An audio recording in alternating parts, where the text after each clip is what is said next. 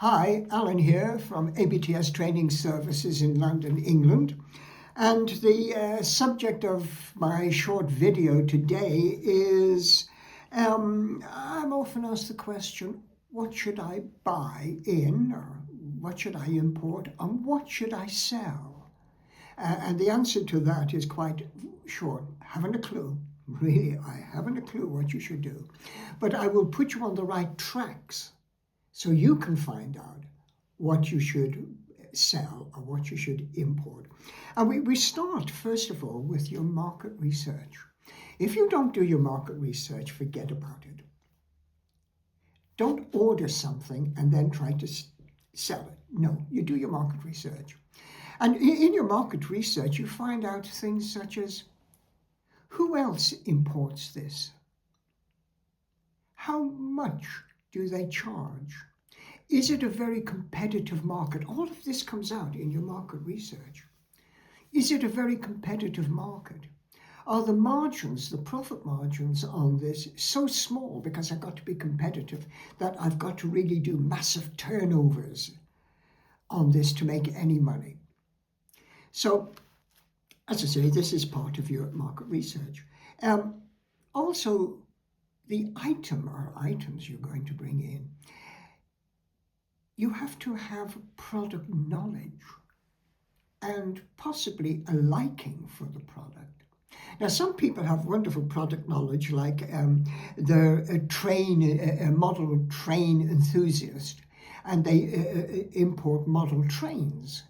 And they can talk the hind legs off a donkey about an S54-3 five-wheeler train, and they know everything about it, and they sell it through their knowledge and their enthusiasm for the product.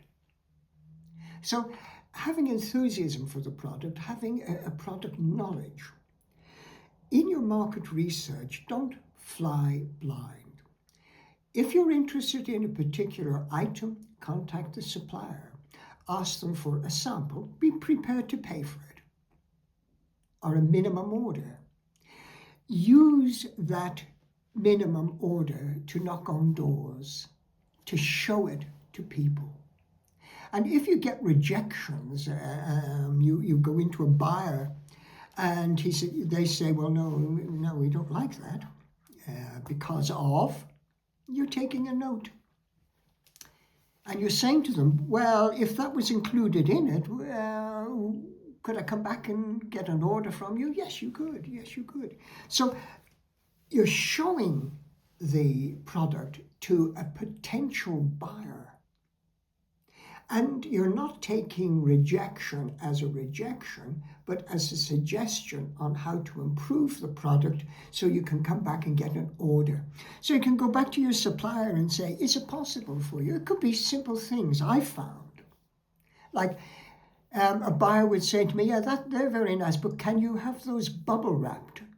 Yeah, I'm sure the supplier can get a bubble wrapped for you.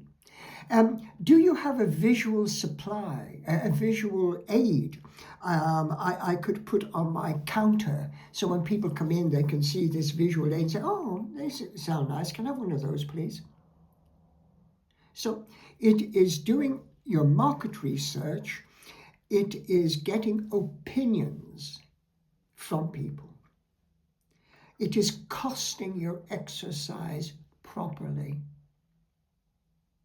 It is making sure that you've taken every single cost, your import duty, your VAT, etc., everything into consideration. So your costings, your landed in warehouse costings is correct, on which you can put your profit margin.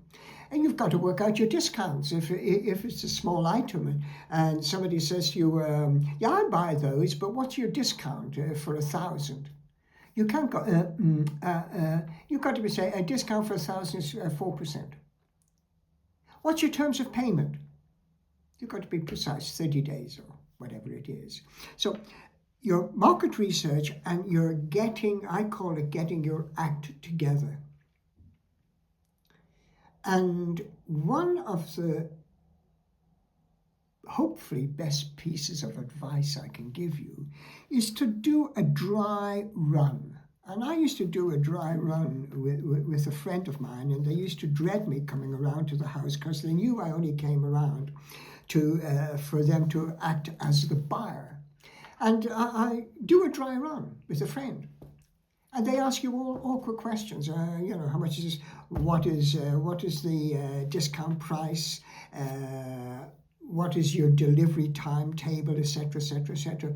So when you do face somebody, you've already got the answers, and you've already sold it, so to speak, although it's your best friend, to somebody. So coming back and finishing off, what should I sell? The short answer was, I haven't a clue.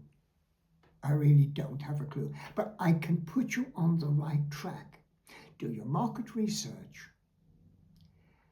Research the product. Have product knowledge. Have all the information at your fingertips. Identify, who am I selling to? Am I selling retail? Do I go around shops? Am I selling wholesale? Am I going to sell through a website? How am I going to sell this? What is the best way for me? This is a very, very short video. It's a food for thought video, really. I could be here all day boring the socks off you with a couple of hour-long videos on this, but it was just a quick, what should I buy? And I hope you found it helpful. That's all from me for now. No doubt we'll be back again soon. Take care. Bye.